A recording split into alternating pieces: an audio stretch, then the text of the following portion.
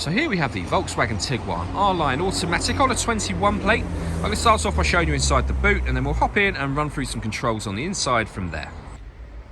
As we approach the back of the car, you can see we have reversing sensors, plenty of boot space as well, along with the 3 individually folding rear seats, should you wish to increase this space even further. Okay, now that we're inside the car, we're going to start with the dials. On the far left-hand side, we have the coolant temperature gauge. We have the rev counter. It will show you within that the gear the car is currently in, so we're in park at the moment. On the right-hand side, we have the speedometer. Included within that, a digital readout for the speedometer, and then the fuel gauge on the far right-hand side. You can also see the total mass of the car. They are 9,291. You can change the layout of this section of the car by using buttons on the steering wheel, which we're going to come to next. Okay, now that we're on the steering wheel, firstly on the right-hand side are the buttons that will change the trip computer information that we've just been going through. Over on the right-hand side as well, we've got the heated steering wheel. We've got stereo controls. Stereo controls continue on the left along with cruise control. Once you set cruise control, hit this button here. This car is able to maintain its own distance between itself and the car in front, both speeding up and slowing down automatically, depending on the car in front's speed. Just behind the steering wheel, we have the minus and plus pedal. That's so that you can change gear manually with this automatic gearbox. Then in the center, we have the touchscreen for the car. So you can access your radio up in the top left-hand corner here.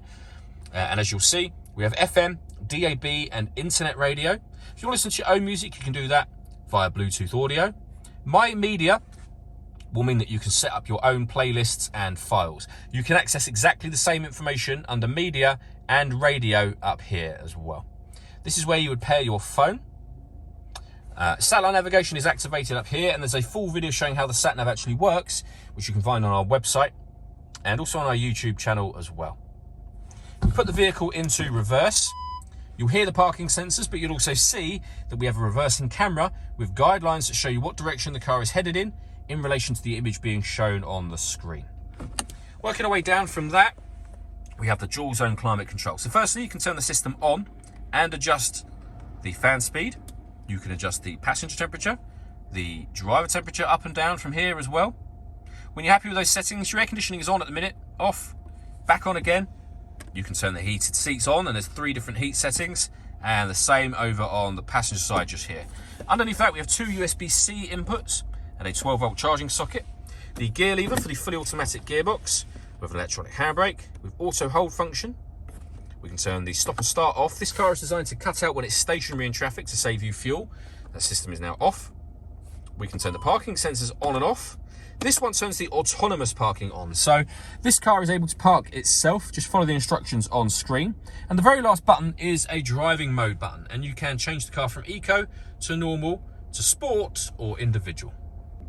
Last thing I wanted to mention is the panoramic glass roof. So firstly, there's a sun blind you can open up.